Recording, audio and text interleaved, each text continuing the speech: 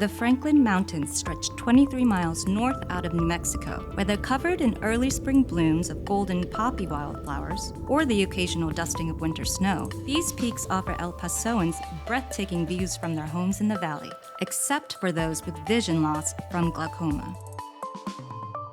Many treatment options exist, including MIGS, and one El Pasoan glaucoma specialist is studying how these procedures can be made to work for the diverse mix of patients that call El Paso home. It's been a real privilege to be able to continue my career in Texas. In El Paso, we're somewhat unique because we're a border community, and because of that, 80% of my patients are Hispanic. 1 in 4 individuals by the age of 80 that are of Hispanic origin eventually end up developing glaucoma. This is Dr. Mark Gallardo. He's one of the forerunners in MIGS adoption. As the field has evolved, more MIGS devices with different mechanisms of action and target locations have been introduced, giving surgeons more tools to intervene earlier in the patient's treatment journey. The eye is very dynamic, and genetically there are different areas of the eye that may turn on outflow in one region and turn off outflow in another. And because of that, when we do surgery on a patient, whether it be angle-based surgery or a filter, we have to understand that it doesn't always work in patients. One of the biggest questions I get is how I choose procedures. And when I'm looking at a patient, I want to try to find a procedure that I know that will be consistent in almost every single patient. To assess the consistency of MIGS outcomes, Dr. Gallardo combined data from his clinic with data from 3 other surgeons in the US and Europe.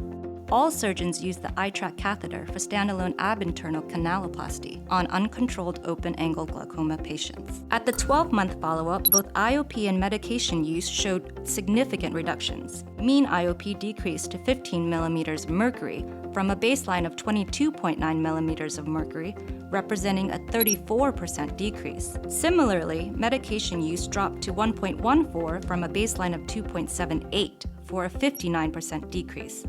When we have a patient whose intraocular pressure is not at target, our goal is to reduce that pressure to try to preserve and maintain vision. But now there's been a heavy emphasis on patients' quality of life. We also know that the more medications a patient's on, the less compliant they tend to be. And so when we're approaching a patient, we're trying to do everything we can to minimize their intraocular pressure, while at the same time trying to remove their medication burden. So when we conduct clinical trials or do retrospective studies, we have to understand what the overall mean reduction in intraocular pressure is, but it doesn't always tell the whole story because every patient's different. And in some facets, we have to ensure that the patient actually reaches their target pressure. This scatter plot represents outcomes in individual eyes, with each point showing a single eye's pre-op and post-op IOP. The data analysis involves 58 eyes that reached the 12-month follow-up after canaloplasty alone. Out of these 58 eyes, 57 demonstrated a reduction in IOP, and 1 eye showed no change in IOP. With pressurized viscodilation of the canal, we get microperforations in the inner wall of Schlemm's canal.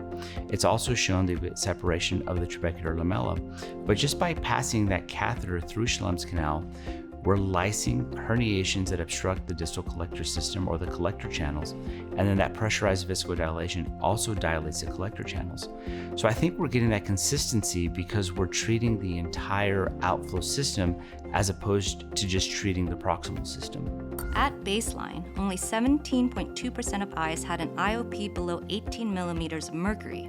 However, after the 12-month follow-up, this number significantly increased to 86.2%. We chose 18 because we know that if every single visit for that patient is below 18, the risk for progression is much lower.